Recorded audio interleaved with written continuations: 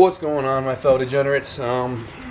Today we are hitting, don't mind the light, today we are hitting Hudson River. I'm going to meet up with my buddy Ant. I'm going to hop on his boat. Fiance's coming with us today. And if you watched my last video, we did that unboxing.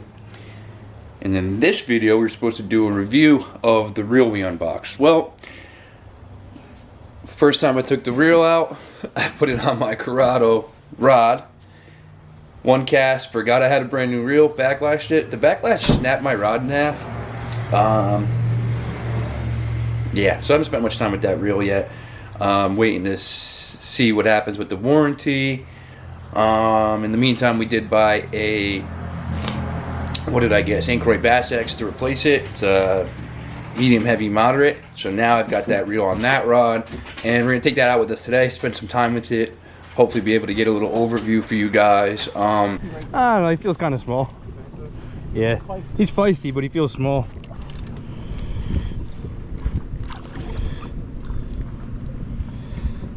Can't tell. He's a decent one. Not gonna put him on a scale. He's probably 1.8. Yeah, probably about a pound and a half, like 1.8. That's exactly what I was saying. Yeah. Decent. I got him at 167. 167 on the Richie radar. On the Richie radar.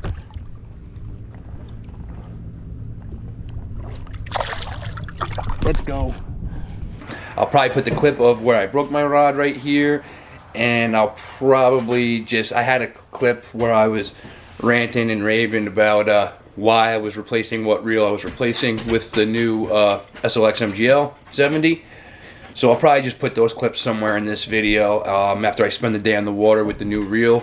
Hopefully be able to give you guys a little bit of a better review of that, and maybe break it down, give you a little overview.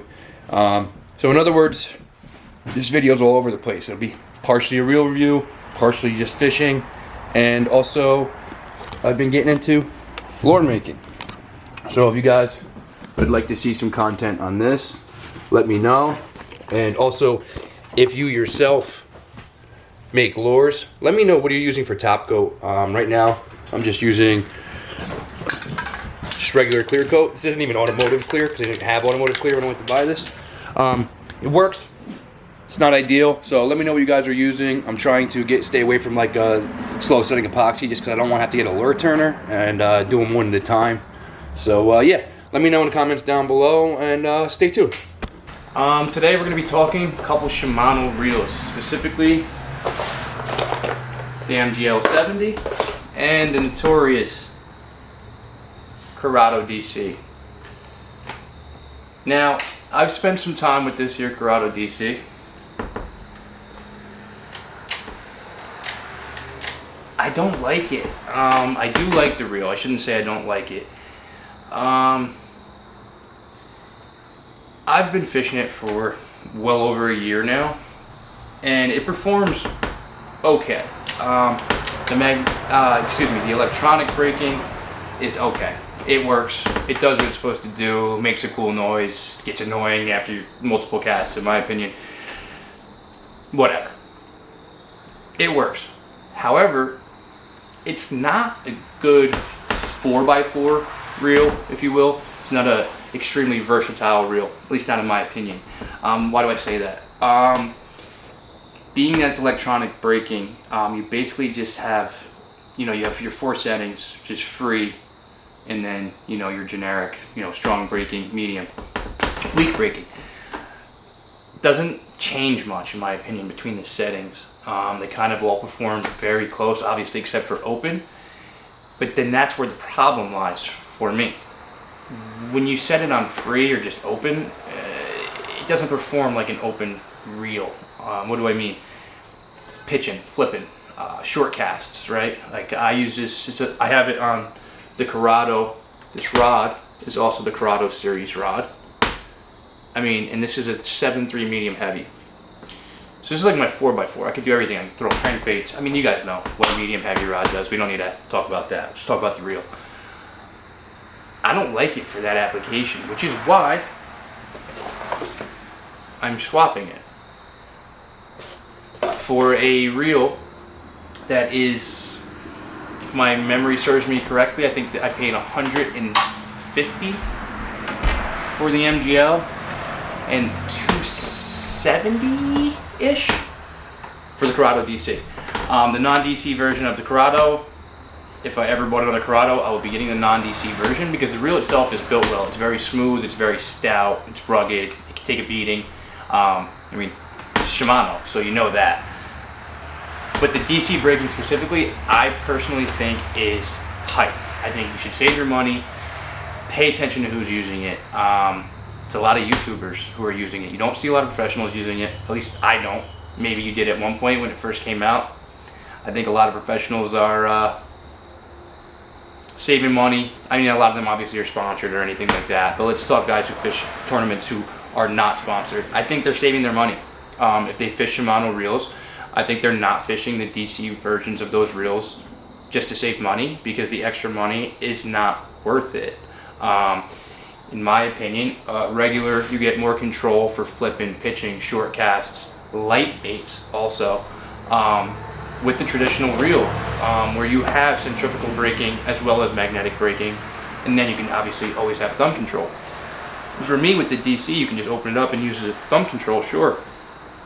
I like to have some braking when I'm doing short little pitches and short little flips. And if it's a windy day, I don't want a wide open spool, I'm going to be honest. I like to have a little bit of braking.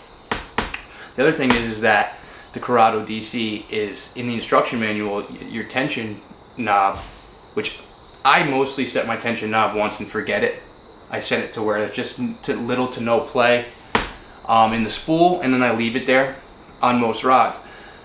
But on the DC, it's like you have to do that. So if you put a heavier bait and wanted to have an open reel, you can't close down that tension, or then it affects the DC braking if you take a longer cast. And it's like the whole idea of the DC braking, I think for me, is kind of be like out of mind. You just don't think about it. You just cast. You whip them out there. You don't think about it. It's not that for me. It actually requires more adjustment for me because I gotta, put it on, turn the brakes off, tighten the spool down, loosen the spool back down because now I want to make a longer cast. I want the brakes to work effectively. Yeah, it's just not for me. I would much rather just have a conventional reel, one flip of the switch, boom, my braking's different. The wind picks up, I can turn it up. When it goes back down, I turn it down. Done, don't have to think about it. And you're saving a lot of money. So I really, like I said, I think you should pay attention to who's using the DC. I think it's a lot of YouTube guys. It makes a cool noise, they're hyped, they're cool, they're electronic brakes. Is it gonna let you cast magically? If you're a new guy looking to get one, no. You're still gonna backlash. You still need thumb control. These videos online that you see, or TikTok specifically, guys cast and they take their thumb off and they let it stop. Don't buy it. I mean, obviously I can crank it down. That was like a 5-yard cast that somebody took. And I mean, not literally, obviously, but they're not fishing like that for real. Any way that you're gonna have your reel set up for real world fishing, you still need thumb control. You still need to stop it. The brakes don't do that for you. It's kind of a gimmick, is my point, and it's an expensive gimmick. I think I think a Corrado non-DC is like $60. Somebody correct me. Let me know in the comments below if I'm wrong. But like I said, I believe that the DCs were like $270-ish when I bought it, and I think the non-DC, the same size Corrado reel, was right around $200. Yeah, I think you're just better off doing that. Just go with the non-DC. That's my opinion. If you have them extra money, or you've used your buddies and you like them, I'm not telling you shouldn't buy it. If you're someone like me though, who's unsure, you're like, oh, I'm gonna treat myself and I'm gonna buy a really nice reel, I don't think the price point reflects the quality of the reel. I think for that $150 to $200 price point, especially if you look to lose, I want to try Shimano. It's my only non-DC Shimano reel. I'm a lose guy, so that's why I'm swapping it out with another Shimano, because I do believe it's just the DC aspect that's making me not like the Shimano reel. I think that the reel itself is very good. It is very smooth, so I'm going to give them one of their conventional reels a try as a replacement. But yeah, I think that $150 to $200 price point of a conventional bait casting reel is going to give you much more bang for your buck, and you can save yourself $7 and put that into a rod.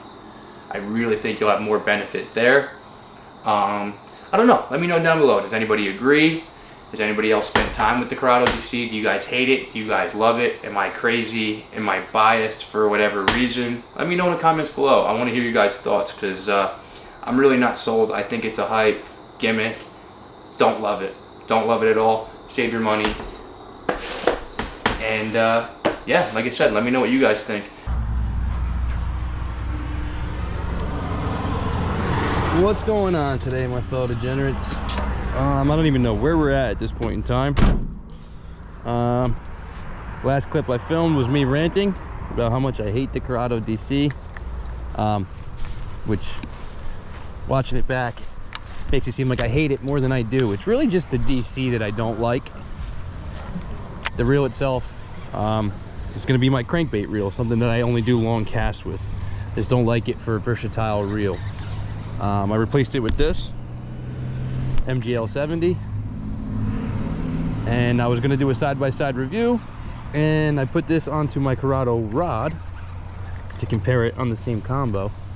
And first cast with the new reel, I backlashed, forgetting it was a new reel, and snapped my rod. I think I have a clip which I will put right here of when I snapped the rod. And then of course New York decides that it's going to rain every weekend, so I haven't had much time with this reel, but I can say I'm already satisfied, and I'm going to find it to be an adequate replacement. And we are on a fish already, a decent one too.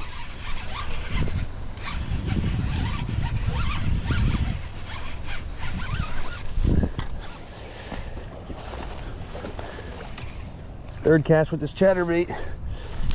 Ow, something's stabbing me on top of it. That's a decent fish, guys. Holy cow. I was not expecting that. This guy's got to go on the scale. Pound. I don't know if you guys can see that. 1.92. It's a decent way to start out the afternoon, guys. Let's get this guy back in the water, and then let's get back in the water ourselves. All right. See you, buddy. So yeah, as I was saying, nice 2-pounder on our third cast. Anyway, as I was saying, the Corrado DC is going to stay in my lineup. It's not like I'm getting rid of the reel. I don't hate the reel. The reel itself is phenomenal. The DC is a gimmick.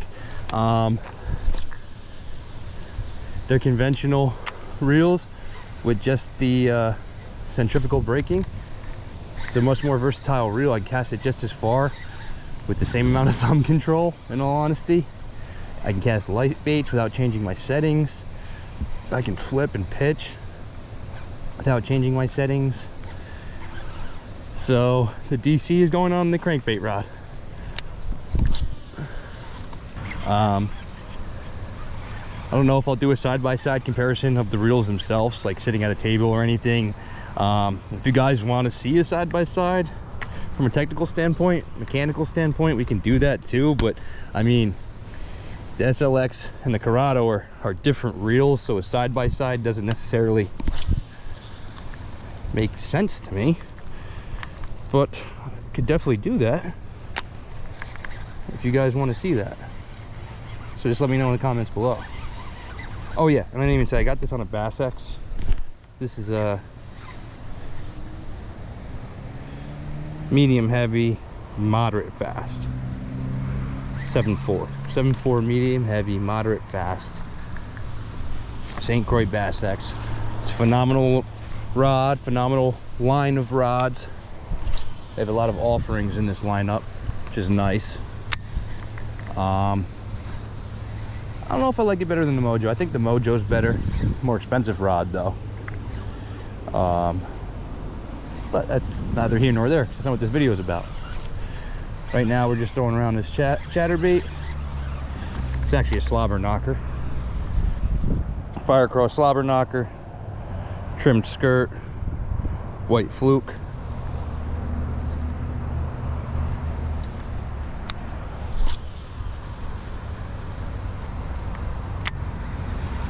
And we're fishing this little farm pond.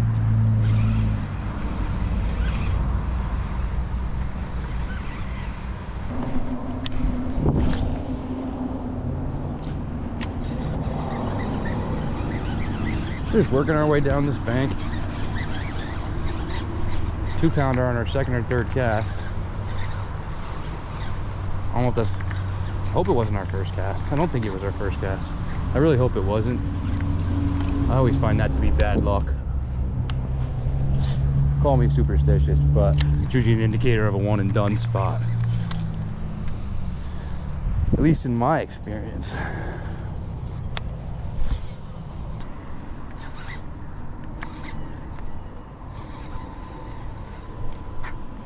That's a PJ. Coming from that way? De Niro.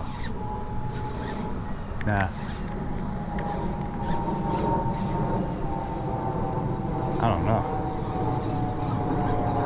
That's weird. You never see PJs over here, especially flying low like that. Where did he just take off from? Robert De Niro does have a house that direction. He usually comes and goes by helicopter. We've seen him coming and going by helicopter when we were kids. I don't know about the PJ.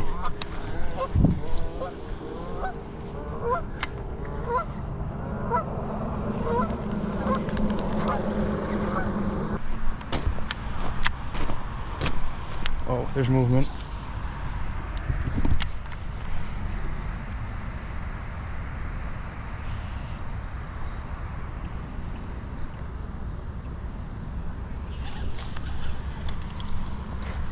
No bass fish.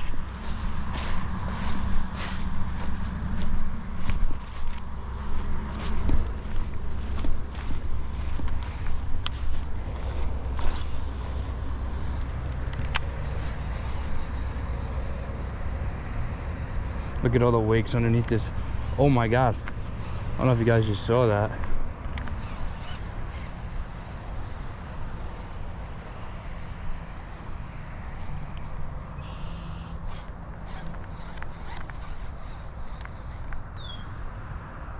Those gotta be carp, right? Especially to be that spooked that easily, there's gotta be carp. I would imagine that them's was carps.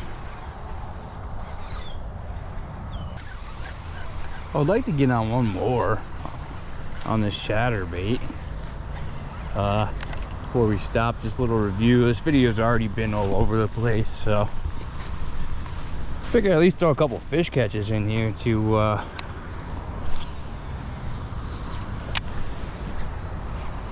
make up for my poor video planning skills.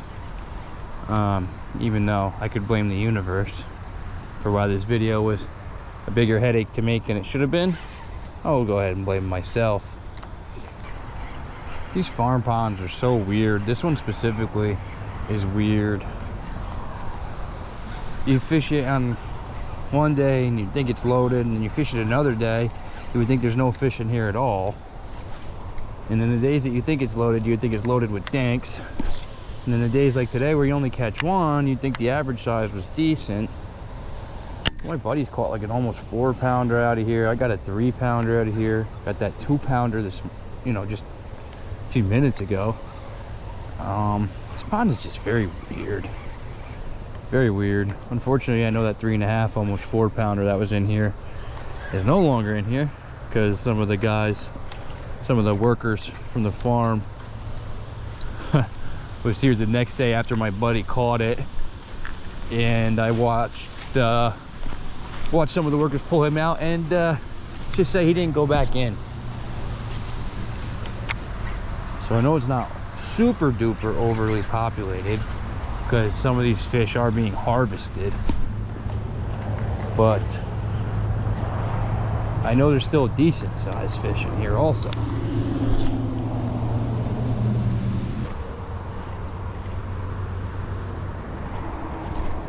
Just one tonight. That might be all she wrote for us, guys. Getting eaten by skeeters, losing daylight, and everybody knows GoPro dark is way earlier than real dark. I mean, we made our way around the pond 1.5 times. We got a 2-pounder. I did catch some fish on this the other day, throwing some weightless soft plastics, throwing some Texas rigs. So I have used this now with a few different styles of lures, and I think it's much more versatile. I also put it on a medium heavy moderate, which I said in the beginning of this video, that was to work towards the versatility. I do have a crankbait, a dedicated crankbait setup, but now on the, if I'm on a buddy's boat or I'm on my kayak and I don't have all my combos, this can double as a pretty decent crankbait rod. It's a great chatterbait rod, good spinnerbait rod. Sorry, you probably can't hear me over that truck. It's a good chatterbait rod, spinnerbait rod, but it still has enough backbone where I could throw Texas rigs and flip a little bit with it. Light cover, obviously. I'm not gonna punch with it, but I can flip some light cover, flip some docks. So yeah, and then we took my Corrado rod, which is a 7.2 medium heavy fast, and we threw a Lose LFS reel on there, 8-speed, and that's just going to be a good all-around Texas rig rod. That's going to be our dedicated Texas rod. And I took the Corrado reel, as I said, and I put it on my 7-foot medium power glass Daiwa Tatula fiberglass rod, crankbait rod. And I think that's where that reel is going to shine. We'll have to change settings, you know, unless we go from like a giant crankbait to a micro crank, but we'll have to change settings. It's all going to be long casts where the brakes are actually able to work effectively. And we put fluoro on it, 15-pound fluoro. I've only ever ran it with somewhere between 30 and 50-pound braid to a fluoro leader when I was using it as my main medium heavy combo reel. So we'll see if the fluorocarbon changes its castability at all. I don't think so. I mean, I don't see why it would. Line's line. I know obviously braid and fluoro cast differently, but I don't think it's going to be enough to make me start randomly liking it. And again, I'm doing that. I shouldn't say that. I do like the reel, don't like the braking system. Like the reel, hate the braking system.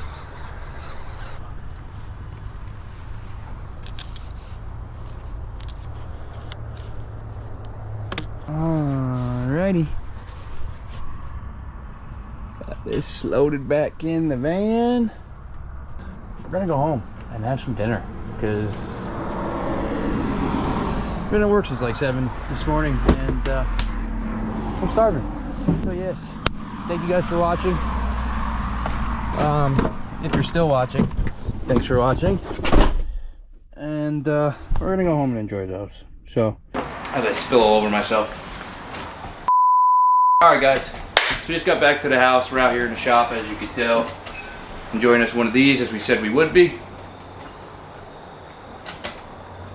Anyway, I was planning on ending this video in the last clip, but I got home and I had something exciting in my mailbox. Exciting to me. Do a quick unboxing. I like to end my videos with unboxings anyways.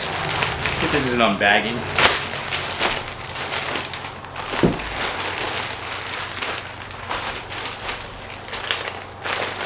Well, let's see what we got here.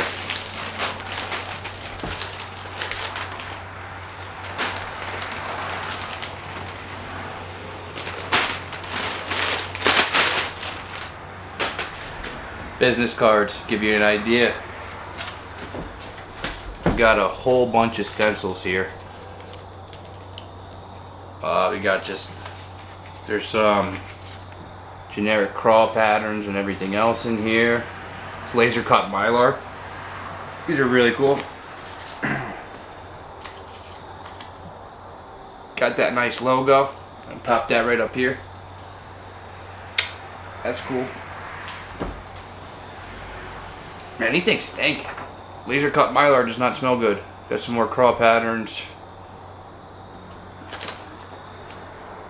Some scale. Just some scale stock. Large scale stock. And of course just some, they market these as striper lines. These are good for rock bass, striper hybrid. Can use just the lines themselves for lateral lines, for small fish, for shad, for largemouth. Just versatile, basically lines and dots, basically what it is. So there's some stencils there. Super excited for those. Now let's get into the juice.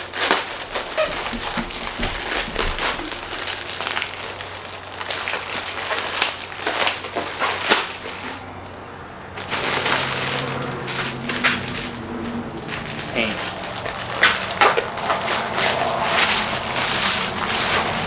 I don't even remember exactly what I ordered.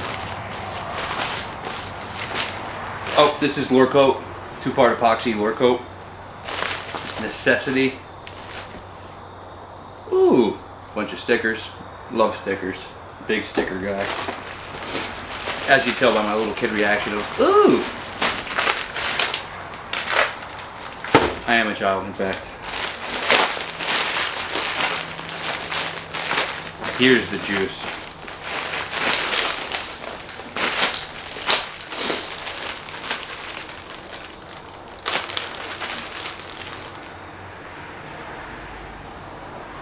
Just bone white, bake. This is chromatic silver smurfer, he calls this one. It's like a green, blue, silver mix. And this is a shifter, bruised chameleon. I don't know how this paint works. So, what to do experimenting with that? Bruised chameleon. We're gonna find out. And we got some blanks, of course. Sinking. This is gonna get modified a lot. I can tell you that right now. I might modify it and figure out how I can affix a soft tail to it. I'm not a big fan of the hard tails on glide baits. But I know we're definitely going to modify it, give it some angle, because it's not very much action. Not in my preference. And then we got the same one here. This is just a holographic finish, which I don't even know if you can see a difference on camera. Probably. I mean, that looks more frosted. Let's see. I don't know if you can see the difference. Same glide bait, different finish. These will both get modified so they actually perform well. And then we got this glide bait. This one's like a bluegill profile. A lot more action to it. See, that's more of the angle you want to see. I'll probably modify this and give it more angle yet, but as you can see the difference there, that's what we want to see out of both. It's more like this. And this one has a soft bristle tail, which I'll probably trim the shape on. But yeah. We also got this from Tackle Warehouse the other day. It's just a bunch of terminal, split rings, hooks, yada yada yada. We got a bunch of do-it blanks as well.